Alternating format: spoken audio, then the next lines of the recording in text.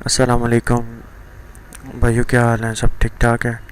आज हम आपको बताते हैं कि अपने हवावे ऑनर पी सॉरी, इसका मॉडल मैं आपको बताता हूँ।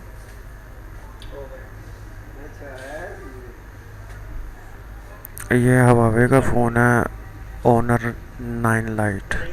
अब इसको चेक करते हैं कि इसका FRP हमने किस तरीके से करना है, और आपके सामने हमने इसको शुरू भी कर दिया है।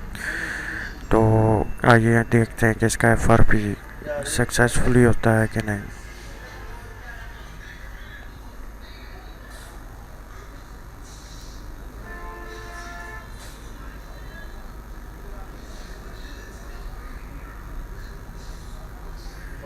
इसका मॉडल नंबर आपके सामने आ चुका है, LLDL21। और ये ओरियो में 8.00 में, और इसका आगे सॉफ्टवेयर वर्जन है, वो आप चेक कर सकते हैं।